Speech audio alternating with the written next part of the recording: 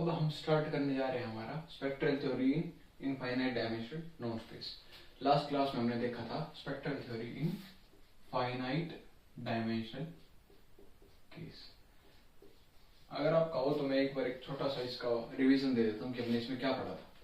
हमने देखा था कि फाइनाइट डायमेंशनल केस में स्पेक्ट्रल थ्योरी किससे दी जाती है, मैट्रिक्स आइगन वैल्यू थ्योरी से दी जाती है, जिससे हम निकालते हैं ax = λx where lambda is an eigenvalue and x is an eigenvector corresponding to that eigenvalue lambda। अगर lambda इसके करस्पॉन्डिंग आइगनवेक्टर है, lambda के करस्पॉन्डिंग x अगर एक आइगनवेक्टर है, तो जितने भी आइगनवेक्टर्स lambda के करस्पॉन्डिंग होंगे उनका यूनियन 0 के साथ मिलके एक आइगन स्पेस फॉर्म करता है, जो कि सब स्पेस होता है लीनियर ऑपरेटर t जिसपे डिफाइंड है, जिस स्पेस पे x पे, उस x का सब स्पेस होता है और वो आइगन स्पेस फॉर्म करता है corresponding to that eigenvalue lambda. हमने ये पढ़ा था। फिर set of all eigenvalues क्या फॉर्म करता है, एक स्पेक्ट्रम। स्पेक्ट्रम क्या होता है, set of all the eigenvalues lambda. फिर हमने देखा था रिजोल्वेंट। रिजोल्वेंट क्या होता है, c - ρt sigma t। Complex plane है, उसमें से हम सारे आइगन वैल्यूज निकाल दें, बाकी जो भी वैल्यू बचेंगी वो हमारे क्या होता है, स्पेक्ट्रम होता है। उसके बाद हमने दो थ्योरम पढ़ी थी और हमने ये देखा था कि आइगन वैल्यूज हम किससे निकालते हैं, हम निकालते हैं कैरेक्टरिस्टिक इक्वेशन से। कैरेक्टरिस्टिक इक्वेशन क्या होती है, a - λI, ये होती है हमारी कैरेक्टरिस्टिक इक्वेशन। उसके बाद हमने दो थ्योरम पढ़ी थी कि अगर कोई भी मैट्रिक्स है n क्रॉस n ऑर्डर की, तो उस मैट्रिक्स की एटलीस्ट 1 आइगन वैल्यू मिलेगी और एटमोस्ट n मिलेगी। फिर हमने देखा था जितनी भी मैट्रिसेस हैं जो कि रिप्रेजेंट कर रही हैं लीनियर ऑपरेटर t को, लीनियर ऑपरेटर t को जितनी भी मैट्रिसेस रिप्रेजेंट कर रही हैं वो सारी एक दूसरे से सिमिलर मिलेंगी और उनकी आइगन वैल्यू क्या मिलेगी, सेम मिलेगी। फिर इन दोनों थ्योरम्स से हमने कंक्लूड किया था, क्या कंक्लूड किया था कि अगर कोई भी एक लीनियर ऑपरेटर है जो कि डिफाइंड है किसी भी कॉम्प्लेक्स नॉर्म्ड स्पेस x पे, जो कि क्या है, फाइनाइट डायमेंशनल स्पेस है, and this should not be equal to 0। अगर ऐसा है तो उस लीनियर ऑपरेटर के पास एटलीस्ट एक आइगन वैल्यू मिलेगी। हमने ये पढ़ा था फाइनाइट डायमेंशनल केस में। अब हम स्टार्ट करने जा रहे हैं infinite dimensional case.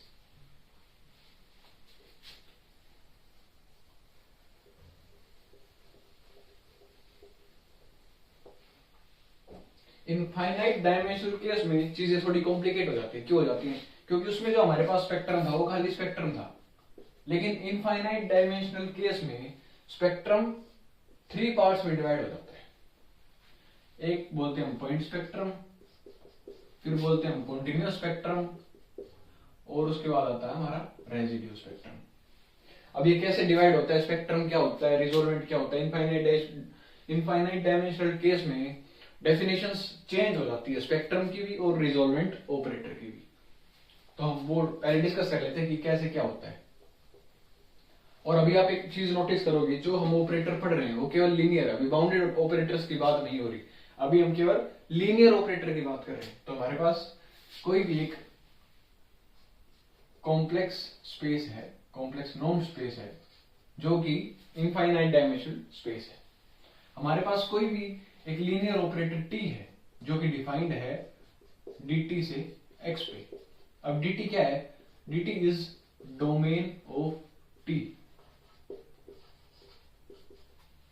Domain of t।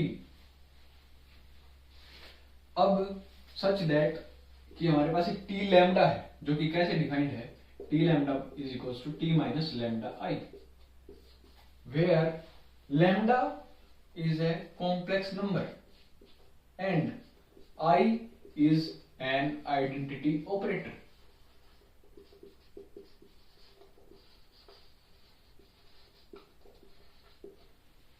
I क्या है, आइडेंटिटी ऑपरेटर है। आइडेंटिटी ऑपरेटर से आप ये समझ सकते हो, जैसे कोई भी आइडेंटिटी मैप होता है, identity map x to x कोई भी मैप होता है, जैसे कि हम कोई भी एक वैल्यू लेते हैं x में x, तो ये जो आइडेंटिटी ऑपरेटर है वो x को x के ऊपर ही मैप करेगा। जब हम इस ऑपरेटर को x पे ऑपरेट करेंगे तो हमें जो वैल्यू देगा वो x ही देगा। तो वैसे ही आइडेंटिटी ऑपरेटर आई है हमारे पास। और टी लैम्डा कैसे डिफाइंड है, ऐसे।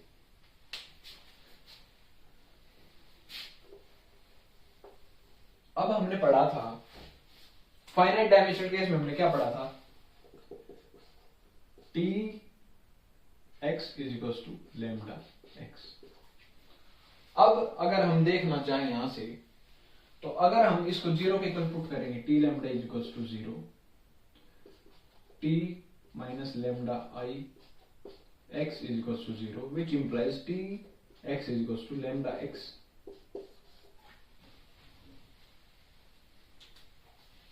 अगर हम इसको जीरो के इक्वल पुट कर देते हैं तो ये जो इक्वेशन बन जाती है वो हमारे किस काम में आएगी, यहां पे जितने भी लैम्डास होंगे वो हमारे किस में पहुंच जाएंगे, स्पेक्ट्रम में।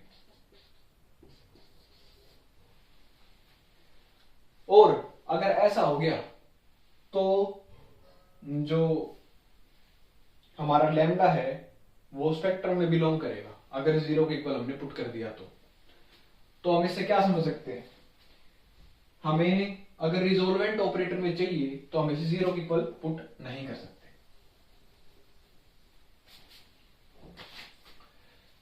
अब अगर कोई ऐसा आर लैम्डा टी मिलता है such that R lambda T is equals to T lambda का इनवर्स,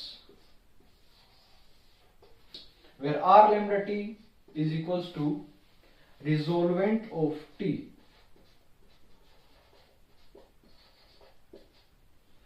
and हम इसे और बोल सकते हैं रिजोल्वेंट ऑपरेटर।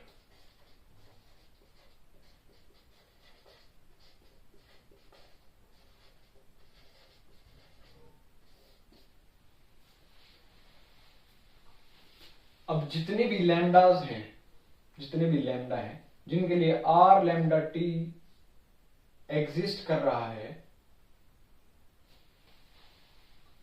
और हम दो प्रॉपर्टीज और देखेंगे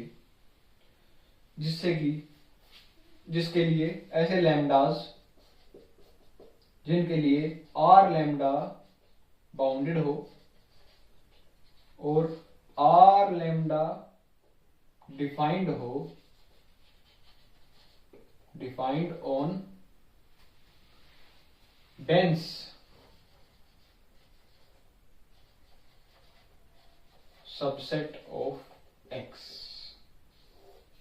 क्या समझे, हम ये चीजें नोटिस करेंगे कि ऐसे कौन से लैम्डा है जिनके लिए आर लैम्डा टी एग्जिस्ट कर रहा है, आर लैम्डा बाउंडेड है और आर लैम्डा डिफाइंड है डेंस सबसेट ऑफ एक्स पे। कि जो आर लैम्डा हमारा कहां डिफाइन होना चाहिए, किसी भी डेंस सबसेट एक्स के। मैं एक बार इसे रब कर देता हूं, फिर हम नेक्स्ट कॉन्सेप्ट पढ़ेंगे।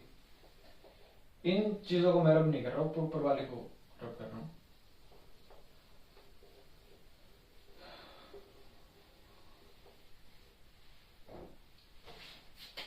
अब इन तीनों कॉन्सेप्ट पे हमारे पास एक नई डेफिनेशन होती है। क्या डेफिनेशन होती है, रेगुलर वैल्यू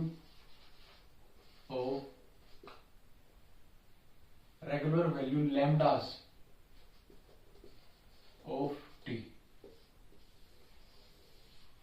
अब रेगुलर वैल्यू लैम्डास ऑफ टी क्या होता है, फर्स्ट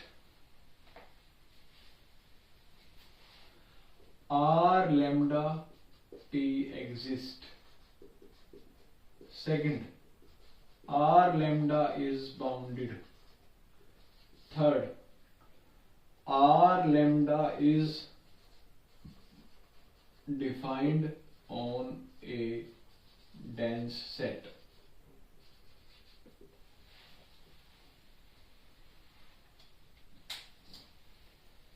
ये वो की वो प्रॉपर्टीज है जो मैंने अभी एक्सप्लेन किया, जो हम नोटिस करेंगे।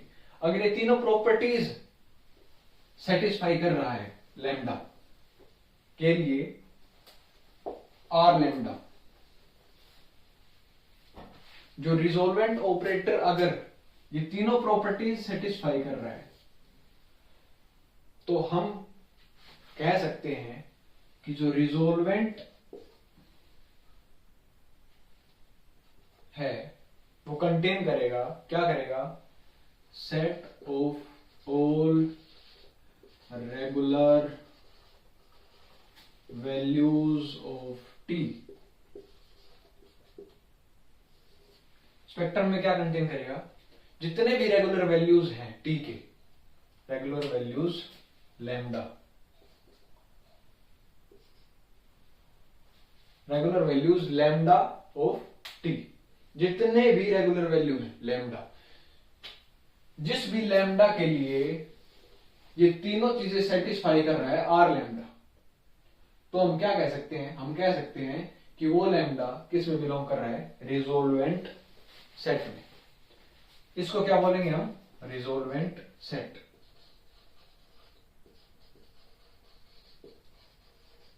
और आर लैम्डा क्या है हमारा, रिजोल्वेंट ऑपरेटर। रिजोल्वेंट ऑपरेटर क्यों है, क्योंकि वो टी लैम्डा का इनवर्स है, इसीलिए हम उसे बोलते हैं रिजोल्वेंट ऑपरेटर, क्योंकि वो किसका इनवर्स है, एक ऑपरेटर का इनवर्स है, इसलिए हम बोलते हैं उसे रिजोल्वेंट ऑपरेटर।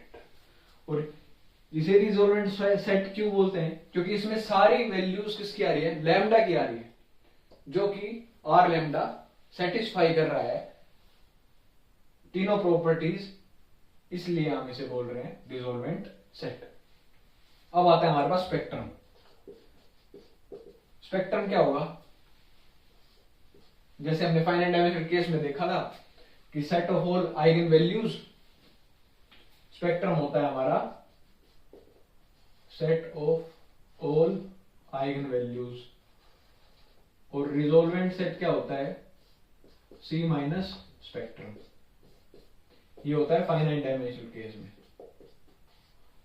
लेकिन इनफाइनाइट डायमेंशनल केस में क्या होता है, सेट ऑफ आइगन वैल्यूज तो हम सिंपली निकाल लेते थे ax is to lambda X, लेकिन यहां हम रिजोल्वेंट ऑपरेटर निकालने के लिए हमने देखा कि T lambda is not equal to zero. T lambda अगर जीरो के इक्वल नहीं होगा तो T X is equal to lambda X नहीं होगा।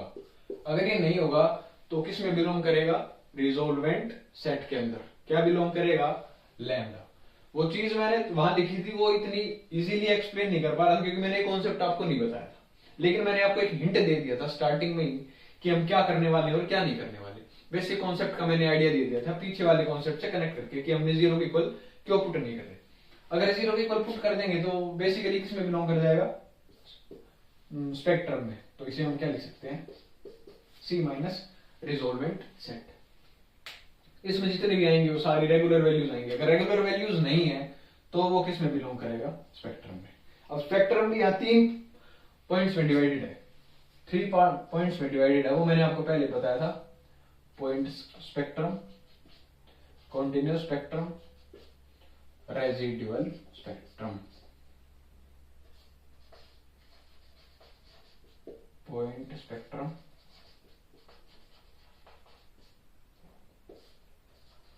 कॉन्टिन्यूअस स्पेक्ट्रम,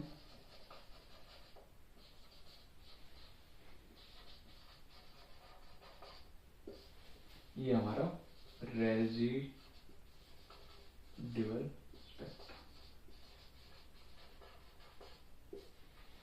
अब पॉइंट स्पेक्ट्रम में हमारा क्या होता है, पॉइंट स्पेक्ट्रम में अगर कोई लैम्डा बिलोंग करेगा, if lambda belongs to point spectrum then R lambda does not exist.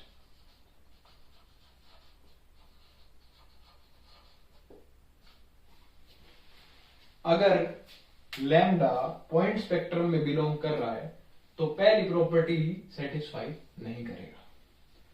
अब आती है बात कॉन्टिन्यूअस स्पेक्ट्रम की।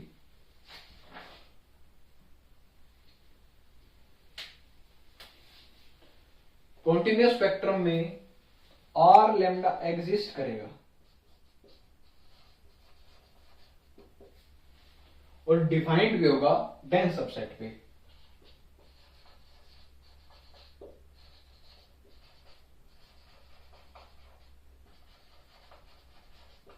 लेकिन बाउंडेड नहीं होगा।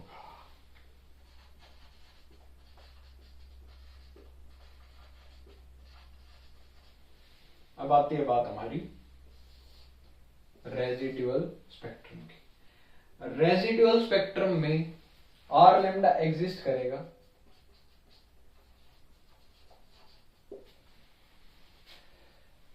बाउंडेड हो भी सकता है और नहीं भी हो सकता, मे और मे नॉट बी बाउंडेड, लेकिन डिफाइंड और डेंस सबसेट नहीं होगा।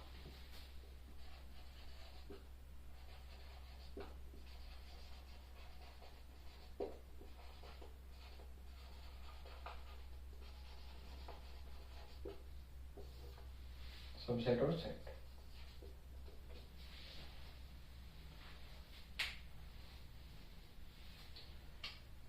तो इसके बाद एक पॉइंट और आ जाता है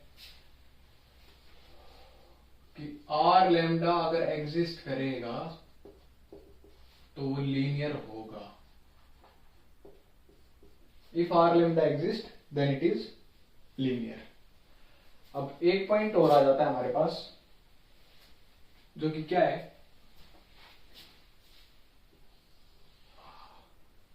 आर लैम्डा अगर एग्जिस्ट करेगा तो T lambda must be equal to t lambda of x, where x belongs to domain of t as we defined t from dt to x. t lambda must be equal to 0. तो हमने देखा कि अगर r lambda exist करेगा तो t lambda cannot be equal to 0, but x can be equal to 0. So यहां से हम क्या कंक्लूड कर सकते हैं? हम कंक्लूड कर सकते हैं कि जो नल स्पेस ऑफ टी है वो सिंगलटन 0 होगा, और हम बोल सकते हैं kernel of T must be equal to singleton 0। अगर कर्नल ऑफ टी सिंगलटन 0 के इक्वल आता है तो हम क्या कह सकते हैं कि आर लैम्डा एग्जिस्ट करेगा, और अगर एग्जिस्ट करेगा तो लीनियर होगा। बाकी फिर हमने वो देखा ही था कि अगर टी लैम्डा इक्वल टू 0 हो जाता है तो T X equal to lambda X हो जाता है, और इससे हम क्या कंक्लूड कर सकते हैं कि R lambda does not exist. फिर हम यहां से क्या लिख सकते हैं? अगर एग्जिस्ट नहीं कर रहा तो कहां बिलोंग करेगा? पॉइंट स्पेक्ट्रम में बिलोंग करेगा। Lambda belongs to point spectrum.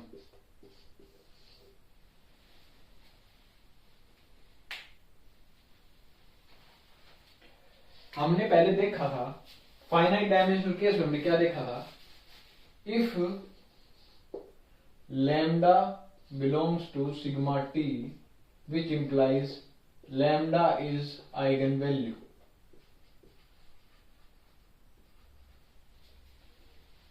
लेकिन इनफाइनाइट डायमेंशनल केस में, इनफाइनाइट डायमेंशनल केस में ऐसा नहीं होता। क्यों नहीं होता? क्योंकि हम अज्यूम कर सकते हैं कि लैम्डा बिलोंग कर रहा है किसमें? सिग्मा टी में बिलोंग कर रहा है। लेकिन अगर लैम्डा बिलोंग कर गया कंटिन्यूअस स्पेक्ट्रम में और लैम्डा बिलोंग कर गया रेजिडुअल स्पेक्ट्रम में, देन इससे हम क्या कंक्लूड कर सकते हैं कि आर लैम्डा एग्जिस्ट। अगर आर लैम्डा एग्जिस्ट कर गया तो इससे हम क्या कंक्लूड करेंगे कि T lambda inverse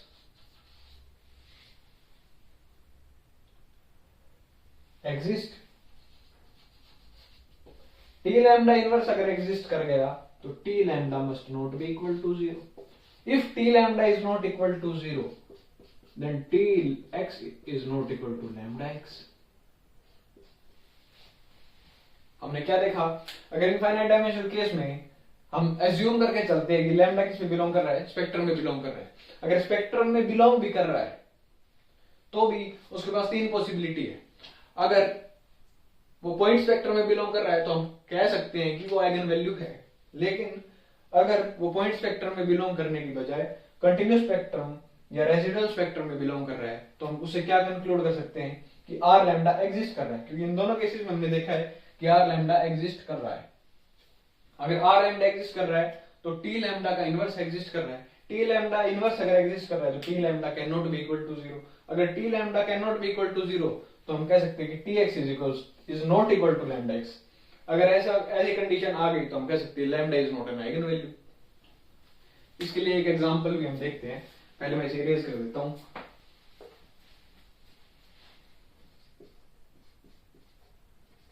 Summation of where x is equals to x belongs to x and x is equals to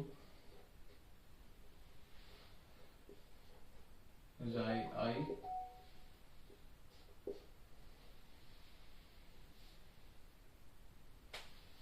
and this norm is defined as xi I का square I is equals to 1 to infinity which is equals to norm of x square. This is how a Hilbert sequence is defined and हमारे पास क्या है, एक operator है t जो कि एक right shift operator है जो कि फ्रॉम x टू x है, डिफाइंड कैसे है, डिफाइंड बाय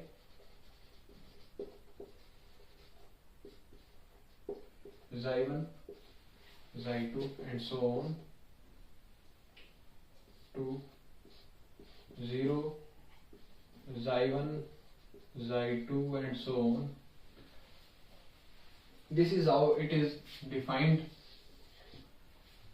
We can हम यहां से क्लियरली देख सकते हैं, क्या देख सकते हैं कि जो पहले हमने क्या देखा कि t कहां से कहां डिफाइंड है, t is defined from x to x, तो जो इसका इनवर्स डिफाइंड होगा।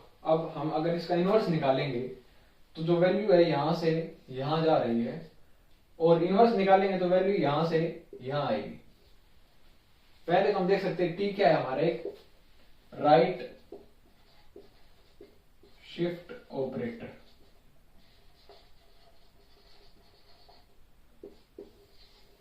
t क्या एक राइट शिफ्ट ऑपरेटर है और इसका इनवर्स क्या होगा, इसका इनवर्स होगा left shift operator. Left shift operator होगा। हम क्लियरली क्या कह सकते हैं कि जो ये tx है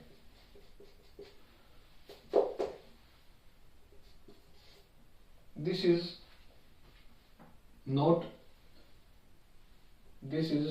tx is not a dense subset of x।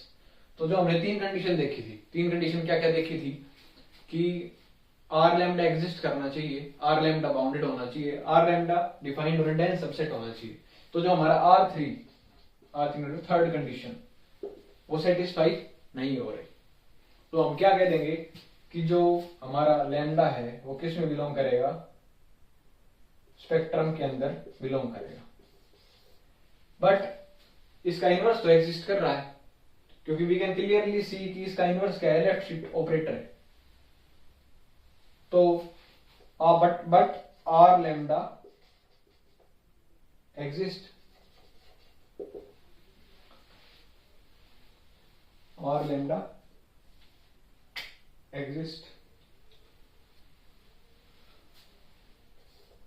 और हमने इससे पहले देखा था कि आर लैम्डा अगर एग्जिस्ट कर रहा है और लैम्डा स्पेक्ट्रम के अंदर बिलोंग कर रहा है तो lambda is not an eigen value. इससे पहले मैंने एक्सप्लेन किया था इसी कॉर्नर में कि किस लिए अगर आर लैम्डा एग्जिस्ट कर रहा है तो आइगन वैल्यू। तो ये जो हमारा सेक्शन था इनफाइनाइट डायमेंशनल केस का, जो बेसिक कॉन्सेप्ट्स थे इसके वो यहाँ कंप्लीट होते हैं।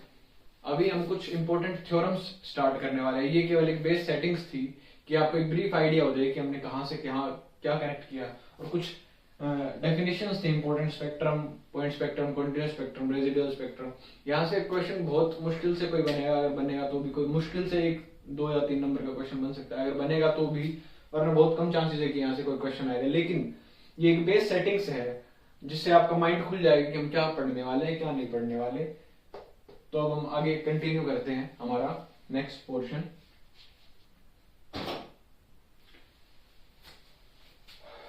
अब हमारे पास एक थ्योरम है इसी कॉन्सेप्ट के अंदर। वो थ्योरम क्या है? Bounded inverse theorem.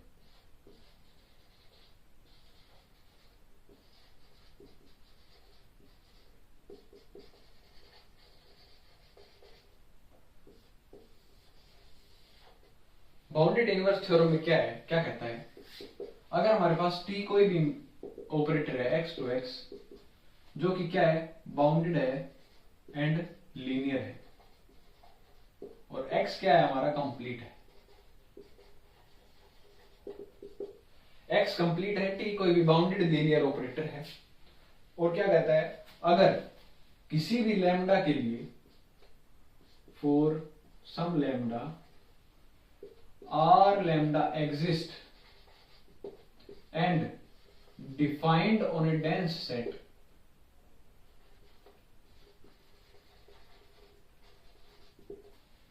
then for that lambda r lambda is bounded। ये इंपॉर्टेंट थ्योरम है, इसके कॉन्सेप्ट कहीं कहीं थ्योरम में यूज हो सकते हैं।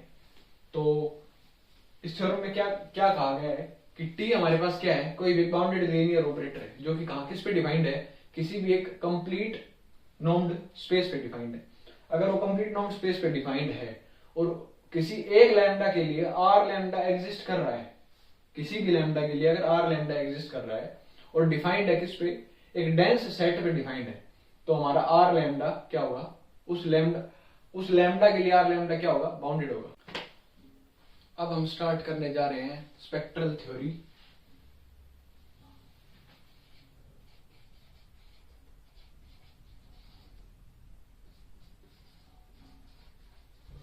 Of bounded linear operators.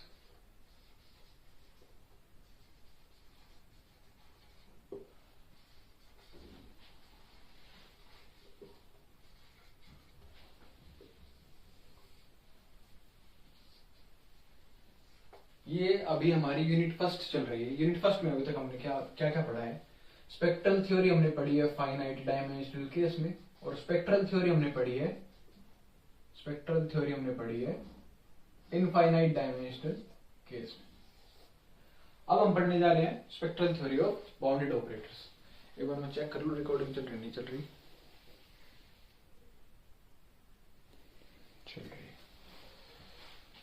Spectral theory of bounded linear operators.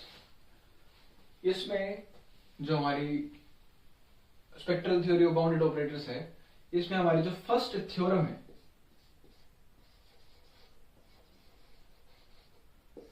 जो पहले दो थे वो हम कह सकते हैं कि बेसिक कॉन्सेप्ट्स थे इसे समझने के लिए या एक बेसिक अंडरस्टैंडिंग बनाने के लिए कि हम स्पेक्ट्रल थ्योरी में क्या क्या पढ़ने वाले हैं। हम स्पेक्ट्रल थ्योरी में जो जो पढ़ने थे उसके बेसिक अंडरस्टैंडिंग हमने यहाँ से डेवलप की। अब हम जो हमारा मेन कॉन्सेप्ट है बाउंडेड ऑपरेटर्स उस पे आ गए। अब इसके कुछ बेसिक्स थ्योरम है जो आगे यूज होंगी या एक बेस डेवलप करने के लिए जो हमें चाहिए वो हम यहाँ से सीखेंगे। अब हमारी फर्स्ट थ्योरम क्या कहती है? If t is a bounded linear operator where x is a Banach space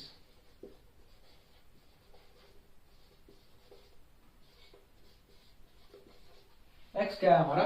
Banach space है। t क्या है? Bounded linear operator. इफ जो नॉर्म ऑफ t है वो लेस देन 1 होगा, अगर ऐसा होगा तो I minus t inverse exists as a bounded linear operator।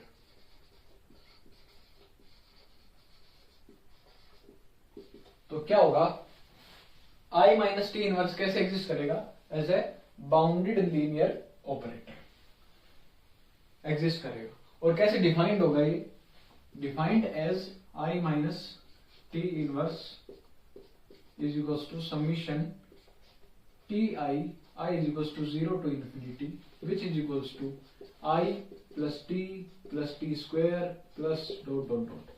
ऐसे क्या होगा, डिफाइंड होगा। ये एक स्टेटमेंट है इस थ्योरम की। मैं पूरी लैंग्वेज में स्टेटमेंट नहीं लिखवा रहा, मैं एक्सप्लेन कर रहा हूँ कि जो स्टेटमेंट है थ्योरम की वो क्या कह रही है, ठीक है। और अब इसमें एक लाइन और होती है, क्या होती है कि जो इसकी राइट साइड है ये किसमें, ये क्या करेगी, कन्वर्ज करेगी, converges in the norm of B X. अब आप पूछोगे सर ये नॉर्म क्या होता है। नॉर्म जो होता है ये बेसिकली लेंथ को डिफाइन करता है। लेंथ मतलब जैसे हम लेंथ निकालते किसी भी दो पॉइंट की, x1 x2 से y1 y2, हम इसकी जो लेंथ निकालते हैं वैसे ही नॉर्म बेसिकली लेंथ निकालने के लिए यूज होता है, ठीक है। ये बेसिक कॉन्सेप्ट था जो मैंने एक्सप्लेन कर दिया कि सर नॉर्म होता है क्या है बेसिकली। तो नॉर्म ये होता है।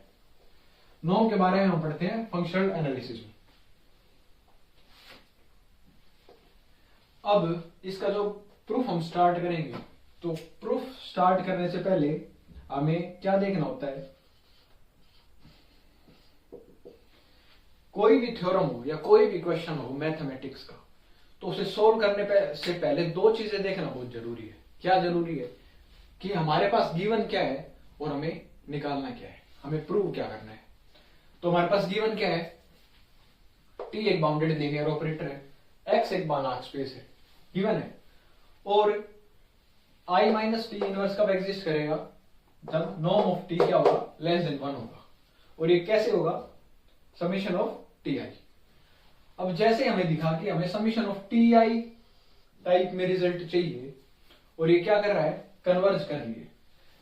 जब हमें दिखा कि हमें इस टाइप का जो रिजल्ट चाहिए तो हम क्या यूज करेंगे, इस टी आई को उठा के जो हमारे पास फंक्शनल एनालिसिस में रिजल्ट है उस रिजल्ट का हम यूज करेंगे। वो रिजल्ट क्या कहता है, रिजल्ट ये कहता है कि norm of T I is less than equal to norm of T to the power I. ये वो रिजल्ट कहता है, नॉर्म इनइक्वालिटी बोलते हैं इसे।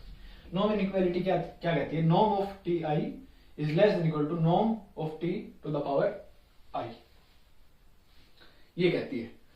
अब हमें जो फंक्शनल एनालिसिस पढ़ते हैं उसमें एक रिजल्ट और होता है, वो क्या होता है कि समीशन टी आई कन्वर्जेस, कब कन्वर्ज करती है, if norm of T is less than 1, ठीक है। अगर ये लेस देन 1 है तो ये जो समीशन टी आई है ये क्या करेगी, कन्वर्ज करेगी। अब हम क्या कह सकते हैं, समीशन ऑफ मोड या norm of T I, sorry norm of T आई, हम क्या कह सकते हैं, ये रिजल्ट है कि summation of norm of T आई क्या करेगी, कन्वर्ज करेगी। कब करेगी, if norm of T is less than 1। अब हम क्या कह सकते हैं, अगर ये सीरीज कन्वर्ज करेगी तो ये जो सीरीज है ये क्या करेगी, एब्सोल्यूट कन्वर्ज करेगी। इसे बोल देते हैं विच इंप्लाइज 1 कन्वर्जेस एब्सोल्यूटली। 1 क्या करेगी, कन्वर्ज करेगी एब्सोल्यूटली। फिर हमारे पास क्या गिवन है, x क्या है, बानार्क स्पेस है। बानार्क स्पेस क्या होता है, कंप्लीट होता है। Since x is complete which implies जो बी एक्स एक्स है वो भी क्या मिलेगा, complete.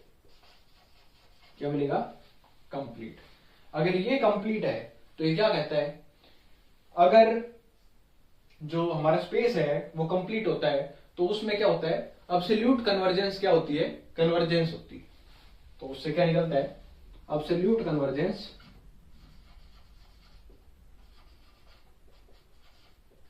Implies convergence. Absolute convergence क्या होती है, कन्वर्जेंस। अब हमें दिखाना क्या है कि ये एग्जिस्ट करता है और ये इक्वल टू किसके होता है, इसके होता है। अब हम एक काम करते हैं, मैं इसे अब रब कर देता हूं, ये आपने नोट कर लिया होगा।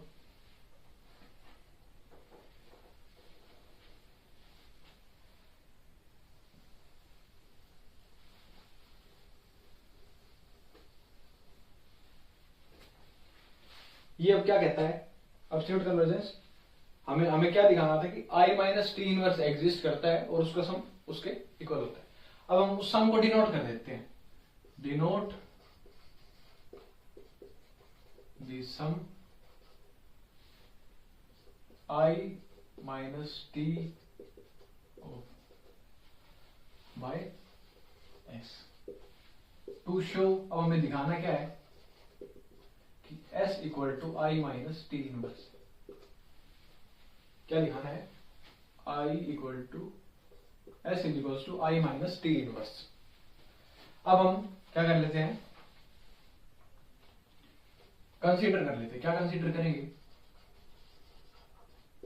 क्या कंसीडर करेंगे हम, i माइनस टी इनवर्स। अब जो इसका सम था, इसका सम था उसी से तो हमने इसे डिनोट किया था। इसका सम क्या था, i plus T square plus dot dot dot. तो हम n तक डिनोट कर लेते हैं। Consider i minus T inverse नहीं लेते, i minus T into i plus T square plus dot dot dot plus T to the power n। ये किसके इक्वल मिलेगा, ये मिलेगा i plus T square plus dot dot dot plus T to the power n which is equals to i। ये दोनों क्या मिलेंगे, same मिलेंगे। अब हम इसे सोल्व करते हैं। इसे सोल्व करेंगे तो क्या आएगा, i plus T square plus dot dot dot plus T to the power n। अब इसे इससे मल्टीप्लाई करेंगे तो minus T square minus dot dot dot minus T to the power n plus 1। अब टी स्क्वायर टी एन ये सारे क्या हो जाएंगे, कैंसिल आउट हो जाएंगे। यहां तक बचेगा क्या, i minus T to the power n plus 1। अब क्या होगा, as n tends to infinity, as n tends to infinity t to the power n plus 1 tends to 0 which implies ये किसके इक्वल आ गया, i के। अब अगर i minus T into this is equals to i आ गया, जो कि हमने लिखा था, तो अब इस सम को हमने किससे डिनोट किया था, s से डिनोट किया था। तो किसके इक्वल आ जाएगा, i minus T into S is equals to i which implies s is equals to i minus T inverse. आ गया ना हमारा, यही हमें प्रूव करना था।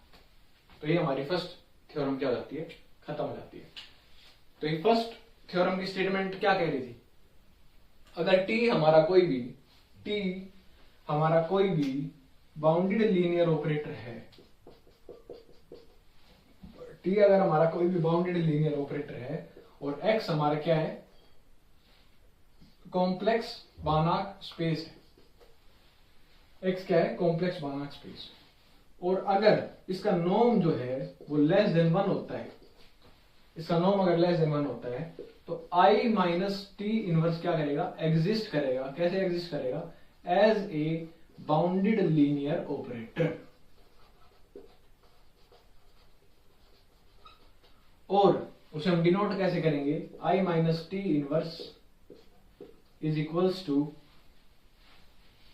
i plus T square plus dot dot dot which is, इससे पहले हमें लिखना चाहिए था summation of T I. i is to 0 to, इससे हम डिनोट करेंगे। तो इसे प्रूव करने के लिए हमने क्या किया, हमने पहले नॉर्म इनइक्वालिटी का यूज किया। नॉर्म इनइक्वालिटी का यूज करने के बाद हमने इस इक्वालिटी, क्योंकि ये इनइक्वालिटी से छोटी है, तो इस इनइक्वालिटी से हमारे पास एक रिजल्ट है कि ये कन्वर्ज कब करेगी, if norm of t is less than 1। उससे हमने क्या निकाला कि जो ti वाली टर्म है, उसे हमने क्या दिखा दिया कि ये एब्सोल्युटली कन्वर्जेंस होगी। कब होगी, if norm of t is less than 1।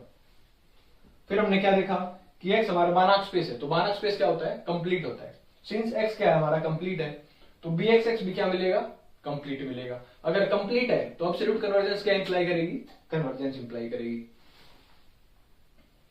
फिर हमने क्या किया कि जो इसका सम है, ये वाला सम, इसको हमने किससे डिनोट किया, s से डिनोट किया। फिर हमने हमें क्या करना था, हमें शो क्या करना था कि s किसके इक्वल है, इसके इक्वल है, क्योंकि ये सम इसी के तो इक्वल है। हमें शो यही करना था कि s इसके इक्वल है। फिर ये हमने शो करने के लिए i माइनस टी, क्योंकि s को हमें इसके इक्वल दिखाना था, तो इस सम को हमने i माइनस टी से मल्टीप्लाई किया, उसको हमने i के इक्वल दिखाया। i के इक्वल दिखाने के बाद हमने s को क्या दिखा दिया कि वो i माइनस टी का इनवर्स। तो ये हमारी फर्स्ट थ्योरम खत्म हो गई। अब हम सेकंड थ्योरम पढ़ेंगे। सेकंड थ्योरम में क्या है हमारे पास, तुम लोग मानोगे नहीं अभी मेरे साथ क्या हुआ। मैंने पूरी 2-3 थ्योरम एक साथ रिकॉर्ड कर दी थी, और फिर मेरे को पता चला कि मेरी एक ही थ्योरम रिकॉर्ड हुई है, तो मेरे को फिर से रिकॉर्ड करनी पड़ रही है। पूरा फ्लो था, वो पूरा फ्लो बिगड़ गया, और मैं फिर से रिकॉर्ड करता हूँ। हमारी जो सेकंड थ्योरम है वो आएगी थ्योरम नंबर 2। सेकंड थ्योरम क्या कहती है, सेकंड थ्योरम कहती है कि रिजोल्वेंट सेट किसी भी बाउंडेड लीनियर ऑपरेटर का रिजोल्वेंट सेट क्या होता है, ओपन होता है। और पूरी स्टेटमेंट नहीं लिख रहा मैं, जस्ट उसकी एक्सप्लेनेशन दे रहा हूँ कि वो एक्सप्लेनेशन में क्या क्या रही है, फिर मैं उसका प्रूफ लिख दूंगा नीचे। रिजोल्वेंट सेट है वो क्या है, ओपन है, एंड स्पेक्ट्रम क्या है, क्लोज्ड। रिजोल्वेंट और स्पेक्ट्रम आपस में इंटररिलेटेड होते हैं। कैसे होते हैं, स्पेक्ट्रम हमारा होता है C minus resolvent of T।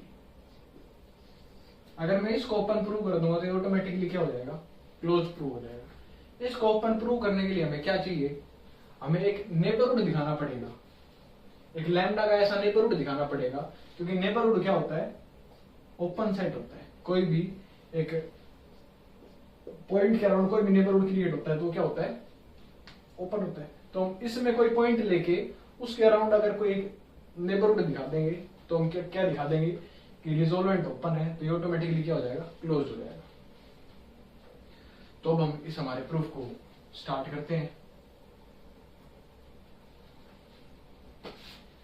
इस प्रूफ में हम क्या करेंगे, पहले हम अज्यूम कर लेंगे कि रिजोल्वेंट सेट एम्प्टी है। Assume resolvent set is empty. अगर एम्प्टी है तो ये ऑटोमेटिकली क्या हो जाएगा, ओपन हो जाएगा। ओपन हो जाएगा तो हमारा प्रूव हो जाएगी चीजें।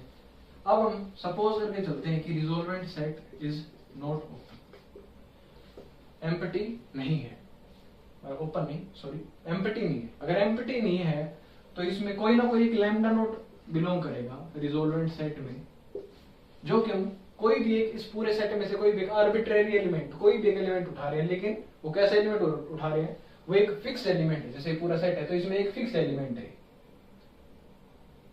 ये हमने एक फिक्स एलिमेंट उठाया,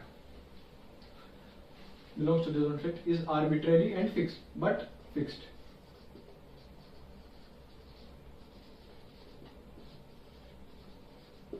क्या है, आर्बिट्ररी है लेकिन कैसा है, फिक्स्ड। अगर ये रिजोल्वेंट सेट में कर रहा है तो आर लैम्डा क्या क्या करेगा, हमारा एग्जिस्ट करेगा। तो R lambda nought is equals to T minus lambda nought I inverse. तो उसका क्या करेगा, इनवर्स एग्जिस्ट करेगा। फिर हम करते हैं let lambda belongs to C. हमने क्या किया, एक लैम्डा लिया सी से, such that T minus lambda I निकालेंगे हम। टी माइनस लैम्डा आई निकालेंगे। टी लैम्डा आई अगर क्या कहते हैं, इसका इनवर्स एग्जिस्ट करेगा या नहीं करेगा, हम ये चेक करेंगे। ये चेक करने के लिए हमें क्या करना पड़ेगा, टी माइनस लेमडा आई की कोई वैल्यू निकालेंगे। वो वैल्यू किसके हेल्प से निकालेंगे, लेमडा नोट की हेल्प से निकालेंगे। लेमडा नोट की हेल्प कैसे लेंगे, इसमें प्लस माइनस लेमडा नोट आई कर देंगे। कैसे करेंगे, T minus lambda note I plus lambda note I minus lambda I.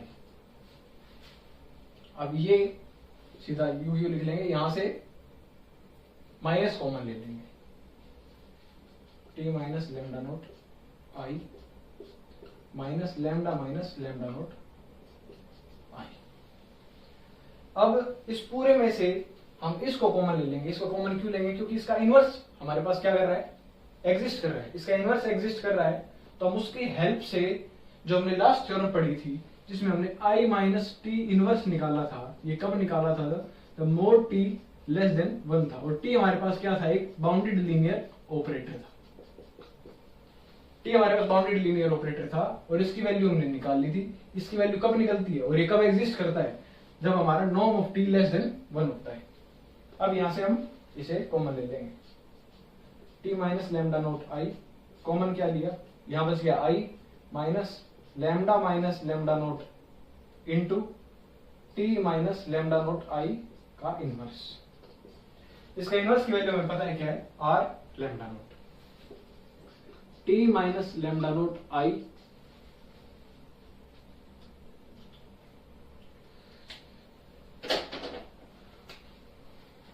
Into I minus lambda nought R lambda nought, ये आ गया हमारे पास।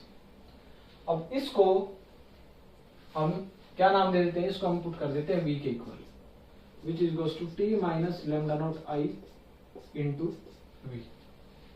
और v का इनवर्स कब एग्जिस्ट करेगा, जब इसके नॉर्म की वैल्यू लेस देन 1 होगी। तो हम यहां पे लिख देता हूं, if norm of lambda minus lambda note into R lambda not is less than 1, क्या है, लेस देन 1, तो इससे क्या होगा, हमारा v का इनवर्स एग्जिस्ट करेगा, v इनवर्स एग्जिस्ट। कैसे इनवर्स एग्जिस्ट किया, ये हमारा किसका काम कर रहा है, t का काम कर रहा है, t का काम कर रहा है। अब देखो r lambda note resolvent set के अंदर है। अब ये पूरी एक्सप्लेनेशन सुन लेना एक बार।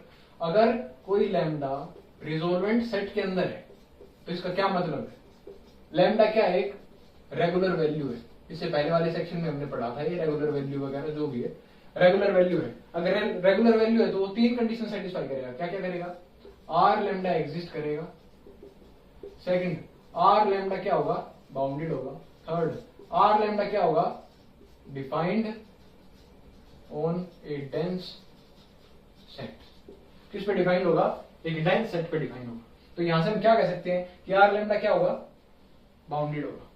अब यहाँ पे क्या था, टी बाउंडेड था, तो हमारा आर लैम्डा बाउंडेड है। ये क्या है, स्केलर है। लैम्डा और लैम्डा नोट क्या है, कोई भी स्केलर है। तो स्केलर को अगर हम बाउंडेड ऑपरेटर से मल्टीप्लाई करें तो वो क्या आएगा, बाउंडेड ही आएगा। तो ये हमारा क्या हो गया, बाउंडेड हो गया। ये हमारा बाउंडेड हो गया और ये कंडीशन अगर ये सेटिस्फाई करेगा तो इसका इनवर्स एग्जिस्ट करेगा आई माइनस टी का। उसको हमने क्या नाम दिया था, वी। तो वी इनवर्स एग्जिस्ट करेगा। और वी इनवर्स कैसे डिफाइंड होगा, and defined as V inverse is equals to sigma of j is equals to 0 to infinity lambda minus lambda naught r lambda naught to the power j। ऐसे वो defined होगा। अब हमें पता है, हमें दिखाना क्या है, हमें दिखाना है open.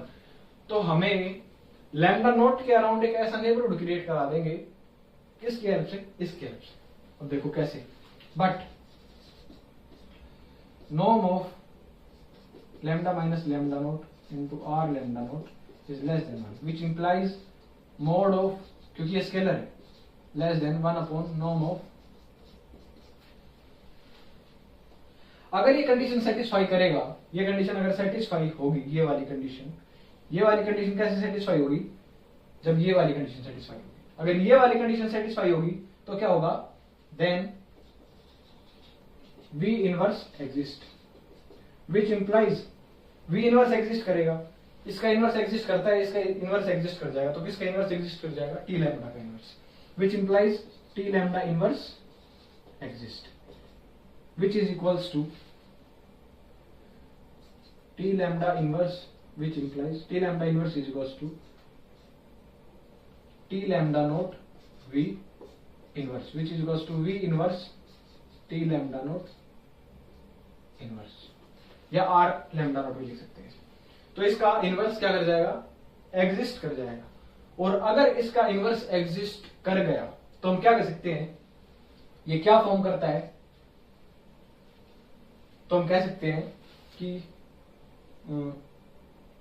There exist an neighbourhood of lambda not which contains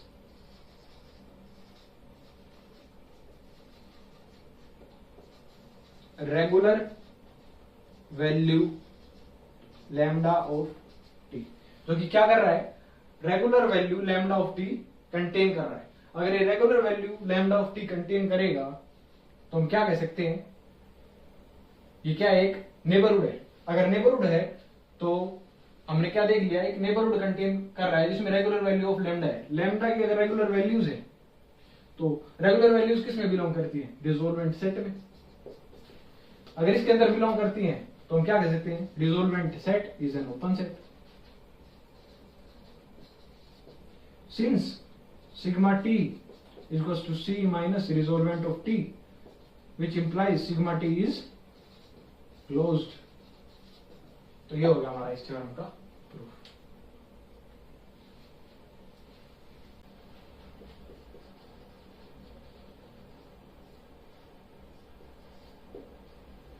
अब हमारी इस कॉन्सेप्ट पे एक लास्ट थ्योरम रह रही है और उसके बाद एक डेफिनेशन और है, फिर ये सेक्शन खत्म हो जाएगा, फिर हमारा नेक्स्ट सेक्शन स्टार्ट होगा। अब ये थ्योरम क्या कहती है?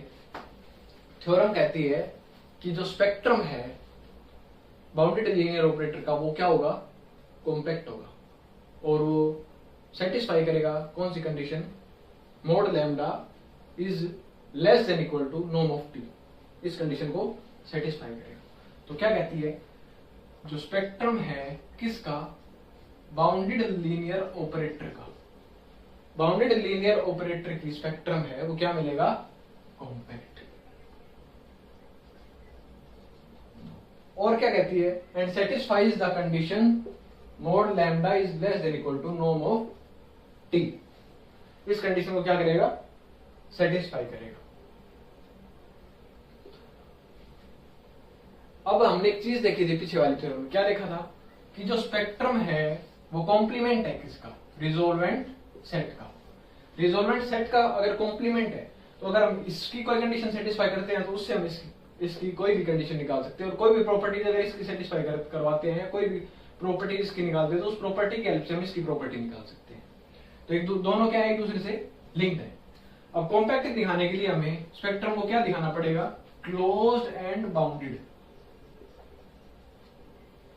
क्लोज एंड बाउंडेड दिखाना पड़ेगा। क्लोज हमने ऑलरेडी दिखा दिया। बाउंडेड दिखाने के लिए अगर हम ये दिखा देंगे कि ये प्रॉपर्टी सेटिस्फाई होती है, ये कंडीशन सेटिस्फाई होती है, तो हम दिखा देंगे कि ये बाउंडेड है।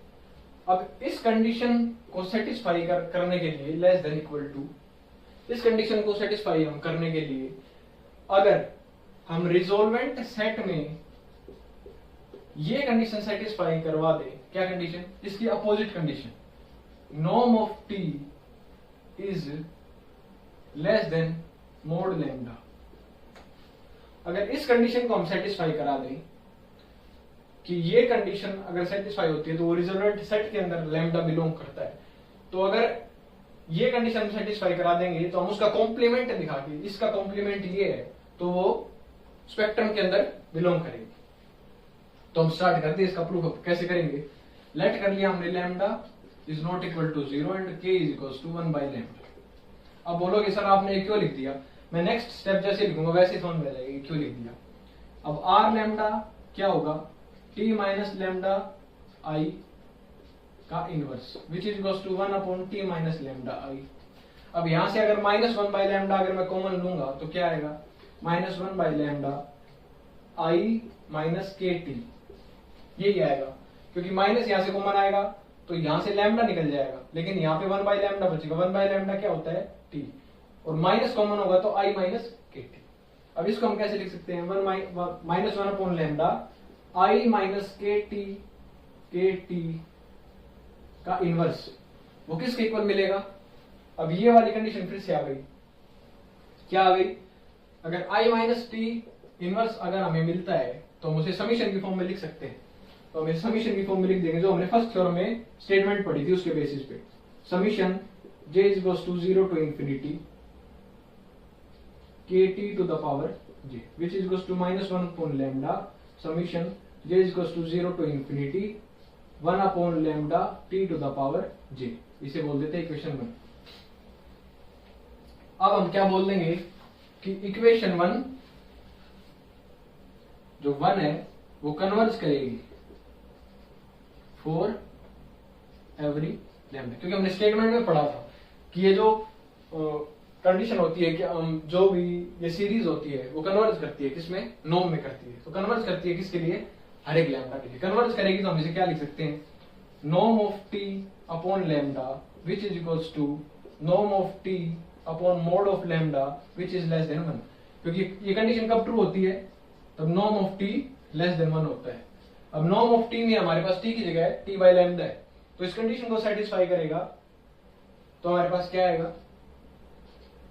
Norm of T is less then mode lambda. तो ये हमारे पास क्या आ गया?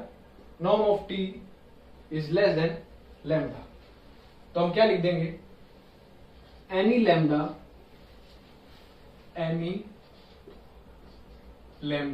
which satisfies the above condition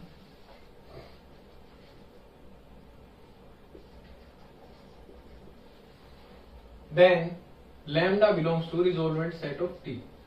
Since spectrum is equals to complement of resolvent of T, therefore for lambda belongs to spectrum of T, lambda satisfies क्या satisfy करेगा lambda? यहां लिख देता हूं, norm of T is greater than equal to mod T, therefore sigma T is bounded. और हमने पहले prove किया था सिग्मा टी क्या है? क्लोज्ड है। Therefore spectrum is compact. तो हमारी कंडीशन क्या हो गई? ट्रू। और हमारी थ्योरम क्या हो गई? प्रूव। इसके बाद हमारे पास नेक्स्ट कॉन्सेप्ट आता है स्पेक्ट्रल रेडियस। स्पेक्ट्रल रेडियस क्या कहती है? स्पेक्ट्रल रेडियस कहती है smallest radius centred at the origin. Origin पे सेंटर्ड है जिसके अंदर पूरा सिग्मा टी क्या है? कंटेंट है। इसे हम कैसे लिख सकते हैं? Spectral radius is equals to supremum of lambda belongs to spectrum of T mod lambda. कि स्पेक्ट्रम के अंदर ऐसा कौन सा सबसे मैक्सिमम लैम्डा है जिसके अंदर पूरा स्पेक्ट्रम कंटेंट हो जाए? तो smallest radius centred at origin which contains क्या कंटेन्स? स्पेक्ट्रम।